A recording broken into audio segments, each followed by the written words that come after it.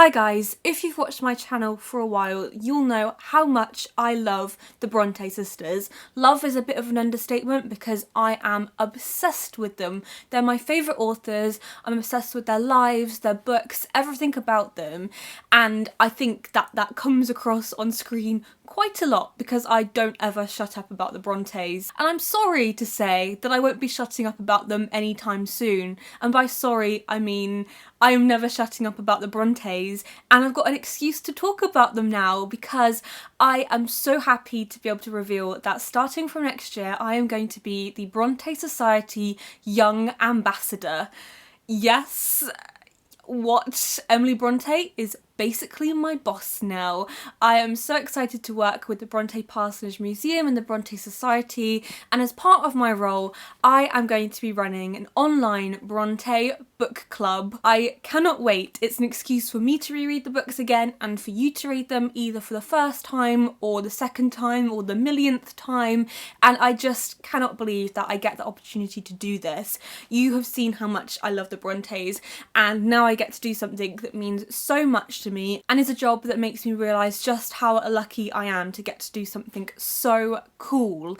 So I'm going to talk you through the book club today and how it's going to run, the books we're going to be reading and when we're going to be reading them. I'm really excited for it to begin, and I'm going to say excited a lot in this video because that's pretty much how I've been feeling for the past few months as we've been working together to organise it. All the videos you see about the Bronte Book Club are going to be sponsored, but it's just because it's such a big project. It's not because I want to take loads of money for it, because it's not that kind of thing whatsoever. I think it works really well with my content, and I reached out to the Bronte Parsonage in the first place and asked them if they'd like to work with me on it. To be involved with the Emily Bronte's bicentenary is amazing, and that is just... honestly, it is a dream come true. So all the content you're going to see is going to be similar to all my other content. I'm not going to make it any different, but it means I can try new things and go actual real life places rather than just sit in my bedroom the whole time. So I'm really excited to share more with you throughout the year because this is only the beginning. There's going to be lots of other exciting fun things happening too. So how the book club is going to run is that we're going to read one book every 2 months, and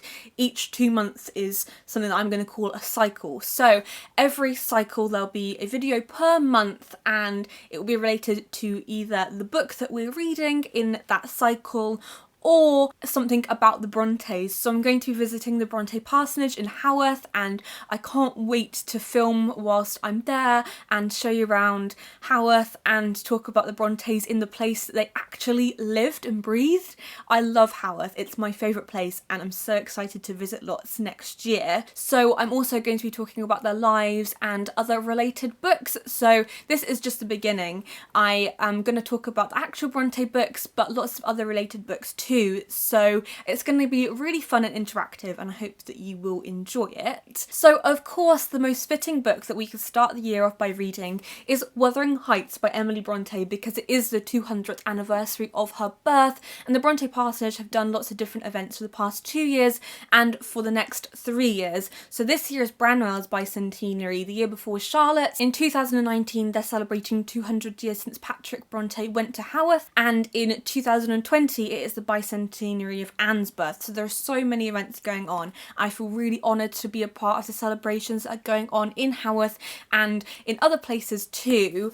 And I think that Wuthering Heights is going to be the best book to read first, particularly because it is winter, and this is a book that you definitely have to read around this time of year because it's so spooky and haunting, and it brings it to life on the page even more. I actually wrote my creative writing exam on Wuthering Heights and how much I loved it, and I talked about how the best time to read it is when it's raining and you can hear the rain pattering on your windows. I could talk about this all day, but I'm going to wait until February when I do a full review of it and talk about adaptations and other things to do with Wuthering Heights, related books, things like that. So in January there'll be a related video, and then in February my full review of Wuthering Heights will be up. Then in March and April we're going to be reading Agnes Gray by Anne Bronte, which is a seriously underrated book, and I really want more people to read it, particularly because Anne's writing is really steeped in realism, whereas a lot of the other books are gothic in style, and I think that it's really accessible, so I think this would be a great place to start if you're not not too familiar with classics and are a bit nervous about reading the style. Agnes Gray is about a young woman called Agnes, surprise surprise,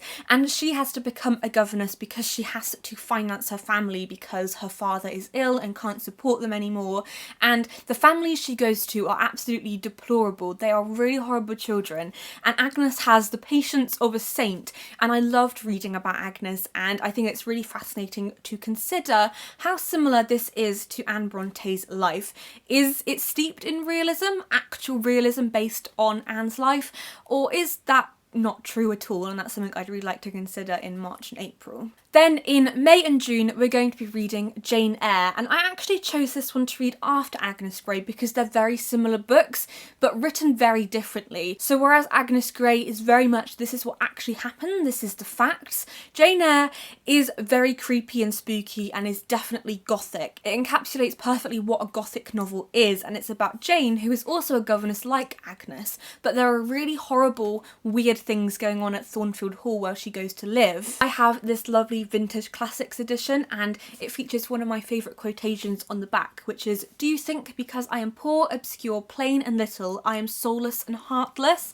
And the thing that I'm going to be thinking about in regards to Jane Eyre is the Byronic hero and what makes us look at characters like Mr. Rochester and Heathcliff in such a romantic light when really they're absolutely awful characters, and that is definitely something I want to talk about more. I am the most excited about July and August pick, which is the complete poems of Emily Brontë. I have this Penguin Classics edition, which is the one I would recommend, and is the one I'm going to be reading from because there are a few different editions, but this is my favourite of the Brontë works. I'm going to change my mind in a minute because I love them all in very different ways, but Emily's poetry means so much to me. When I'm sad I read it, when I'm happy I read it. There are so many different moods that Emily talks about and captures in the writing, and I love it. It is my favourite thing in the world. Emily's poetry is set in the fictional world of Gondor, and you may have heard of Charlotte and Branwell's Angria and Glasstown works, which is their juvenilia which they wrote when they were very young, and this is Emily's version of it that she wrote with Anne. The poetry is really special because the Brontë sisters actually published their poetry before they published their books, but only 2 copies or something like that sold, and so that was what really spurred them on to write their novels because their poetry failed, and I just think the poetry is really special and I'd love it if more people would read it, so that's why I've chosen to read this. Plus July is Emily's birthday month, so it's going to be really lovely to read it during then. In September and October we're going to be reading my new favourite book, and it is Shirley by Charlotte Bronte. This wasn't the most obvious of choices, but I really want more people to read it because I never see people talking about it, and people are very quick to criticise this book, but I actually think it's the best. Charlotte perfectly captures girl power in Victorian Britain, and it is about 2 characters called Caroline Helston and Shirley Kilder. Shirley is the best character ever. She is one of my all-time favourite characters in any book. She really goes for it. She's not afraid to speak her mind, and she's very outspoken, and people don't always like that, but Shirley carries on, and that's what I love about her. I can't wait for more people to read it, and I think it's a really good excuse for you to read it because you may have already read Jane Eyre, you may have already read Wuthering Heights, but how many of you have really read Shirley? And I just wanted to include it so I could reread it again. I actually reread some snippets of it the other day, and I was up until about 2 AM because I couldn't put it down.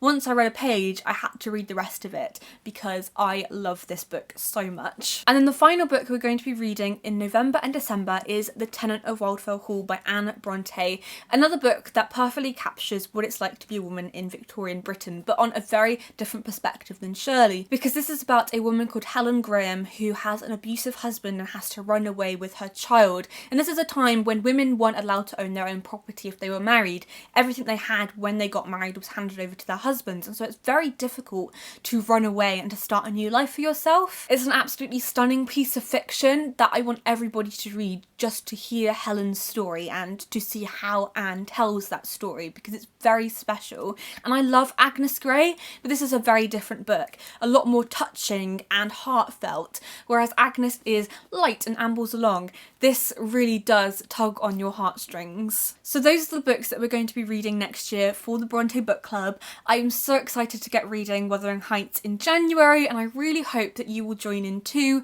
There's no pressure to read every single book, but it would be really lovely to see lots of you joining in. And you can use hashtag Bronte200 on Twitter, on Instagram, on any other social media, and I'm going to be following along your posts to see how you're getting on, and I'm going to be sharing a lot on social media too. I'll also leave the links in the description to all the Bronte social media channels, because I would really highly recommend following the Bronte Parsonage on Twitter and liking them on Facebook, because there's going to be an amazing exhibition at the Bronte Parsonage itself, which I'm hopefully going to be showing you in February. I'm going to be doing lots of videos and blog posts, definitely one a month, but maybe even more at times, and it's going to be so much fun. It really is a dream come true for me. I know I've said that already quite a few times, but I'm so excited to get working on this project, and it's something that means so much to me, and I really hope that it will encourage you to read the Bronte books too. So you'll be seeing me in January for the first Bronte Book Club video. I cannot wait. It's going to be so much fun, and I just can't wait to get started. So thank you so much for watching this video, and I will see you guys soon. Happy reading!